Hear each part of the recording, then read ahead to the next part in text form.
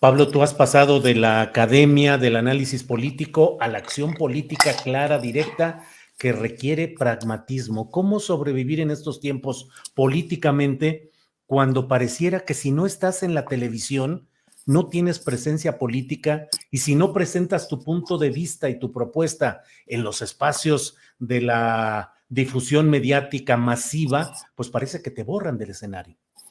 Absolutamente, y Podemos nació a partir de, bueno, pues de que había un chico con coleta que consiguió, porque daba mucha audiencia, salir en muchos programas de televisión, muchos de ellos con una línea editorial muy conservadora, cuando no abiertamente de ultraderecha. Eso tiene que hacernos tener una reflexión. Los actores ideológicos más importantes en nuestras sociedades, que son sociedades mediatizadas, los actores políticos más importantes son los medios de comunicación, los poderes mediáticos. Y si el poder mediático está plenamente privatizado, si tener una televisión o tener un periódico no es un derecho de la ciudadanía, sino un privilegio de los bancos, de los fondos de inversión o de las empresas multinacionales, entonces esos sectores oligárquicos están robando la democracia porque están utilizando para sus propios intereses el que es el dispositivo de influencia política y de poder político más importante en sociedades mediatizadas. ¿Eso qué quiere decir?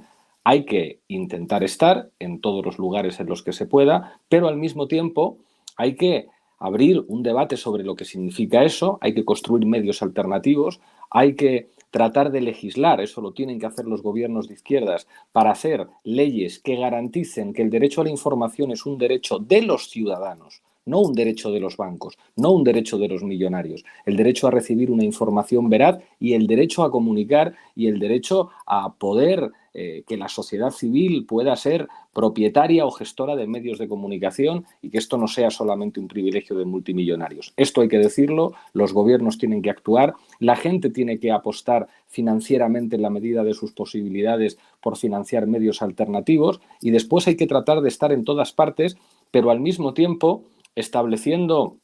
¿cómo decirlo?, unas mínimas normas. Ahora hay un debate en España entre periodistas y organizaciones de izquierdas sobre si ir o no a la tertulia de Ferreras. Y hay muchos que están diciendo, si a este tipo le han pillado mintiendo y reconociendo que utilizaba una prueba falsa para destruir a un líder político y si además trata de presentar su programa como progresista, lo razonable es darle la espalda, no renunciando por ello a dar la batalla en los medios de comunicación, sino dando la batalla porque cambien algunas cosas en los medios de comunicación. Porque a los mafiosos no les puede salir gratis ser mafiosos aunque tengan muchos contactos en el Poder Judicial o aunque tengan mucho dinero. Pablo, dentro de lo que ustedes vivieron en 2016, entre diciembre de 2015, si no me equivoco, a junio de 2016, Podemos perdió algo así como 1 millón de votos en medio de esta campaña de señalamientos y de noticias como las que ahora se demuestra que son fabricaciones intencionales contra Podemos y contra sus dirigentes. Sin embargo, la realidad política fue que no pudieron llegar ustedes al nivel al cual podían haber accedido de manera natural. En Latinoamérica, muchos de los gobiernos que han llegado por la vía electoral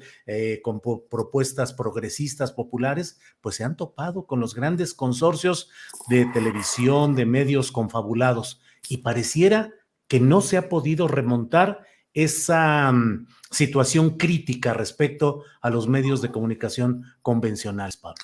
Esto que dices es muy importante, porque a la izquierda siempre tratan de convencerle de que pierde elecciones o no tiene los resultados a los que podría aspirar porque hace cosas mal. Y claro que todos podemos hacer cosas mal, pero a quien pelea con una mano atada a la espalda no se le pueden achacar sus propios errores que existen como las claves de los resultados. A nosotros nos dicen muchas veces, bueno, al final llegasteis al gobierno, tú llegaste a ser vicepresidente. Es increíble que llegáramos donde llegamos con todos los aparatos mediáticos del país a partir de montajes burdos, construyendo horas y horas y días de escaletas de telediarios, de tertulias de televisión, convenciendo a millones de ciudadanos de que éramos como el resto de los políticos, que habíamos robado, que éramos corruptos, a pesar de que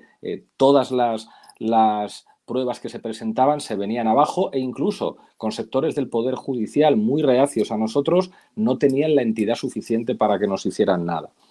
Esto que nos ha ocurrido a nosotros es el pan nuestro de cada día en América Latina, en todas partes. Y creo que aquí hay que coger el toro por los cuernos y decir, uno de los principales límites a la democracia es el comportamiento criminal de buena parte de la derecha mediática, comportamiento criminal y un sistema que privilegia el control de los grandes medios de comunicación para que sigan estando en manos de multimillonarios que lógicamente van a defender sus intereses. A partir de ahí hay que establecer prioridades. Cuando hablo con los compañeros chilenos les digo siempre, quien nos está haciendo oposición al gobierno, quien está trabajando para tumbar la nueva Constitución, no son tanto los partidos de derechas como una derecha mediática omnipotente, que controlan buena parte de lo que pueden ver, escuchar y leer casi todos los chilenos. Y eso ocurre en muchísimos países de América Latina. Hace falta tener una conciencia a la hora de establecer prioridades, cada uno en el ámbito en el que estemos. Yo ya no estoy en la política institucional, yo ya no tengo cargo de partido,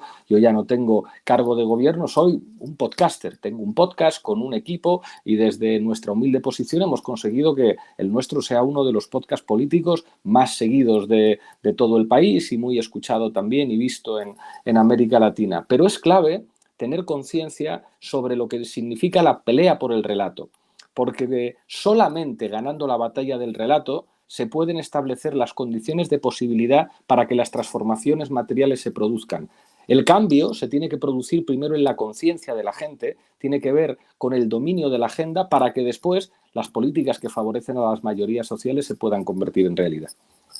Pablo, y en ese análisis que haces, ¿piensas que las sociedades, pienso en las latinoamericanas particularmente, que han llevado al poder opciones progresistas, han tenido ese cambio de conciencia y han desarrollado una narrativa que en el fondo es una batalla cultural para procurar esos cambios, o que solo han sido circunstancias que luego pueden ser borradas o erosionadas justamente por el poder confabulado de esos intereses expresados en los grandes medios de comunicación? Si yo digo a cualquier exmandatario de izquierdas latinoamericano, si yo le preguntara quién ha sido tu principal adversario, creo que la mayoría reconocería la derecha mediática de mi país. Creo que a día de hoy los golpes de Estado a veces se organizan mediante mecanismos convencionales. Lo vimos en Bolivia, como los organizaba antiguamente la Embajada de los Estados Unidos, a través de un movimiento militar del ejército. Ese mecanismo puede seguir existiendo, pero en sociedades mediatizadas, los nuevos mecanismos del golpismo, que sirven básicamente para que los sectores privilegiados puedan detener los programas reformistas de gobiernos que plantean una alteración en la correlación de fuerzas y una alteración en el status quo, se suelen fundamentar en dos elementos: el lawfare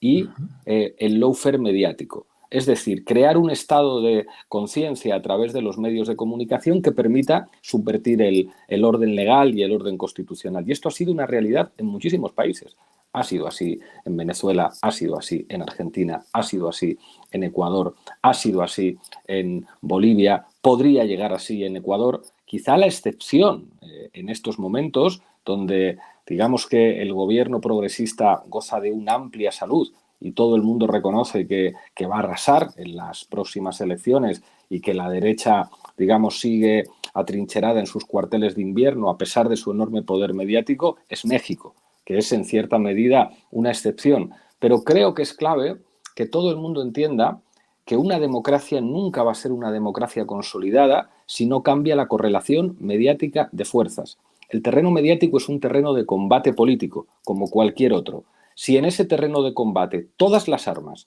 están en manos de millonarios que además no respetan las reglas del juego, la regla del juego del periodismo número uno es que no se miente. Se puede ser periodista y ser de derechas o ser periodista y ser de izquierdas. Y se pueden tener enfoques diferentes y se pueden tener valoraciones diferentes o interpretaciones diferentes de los mismos hechos. Pero los hechos no se pueden alterar. Eso de los hechos alternativos que inventaron en la Fox y que de alguna manera abrieron el campo simbólico e intelectual del trumpismo, eso es una vulneración de las reglas del juego democráticas. Y esto hay que decirlo. Quien miente no es un periodista, es un sicario, es un mafioso. Un periodista puede aportar su línea editorial, su visión más conservadora, más progresista, más reaccionaria, más revolucionaria, pero desde el momento en el que utiliza información falsa y apuesta por las fake news, tiene que ser enviado al Aventino porque no se puede llamar periodistas a esa gente.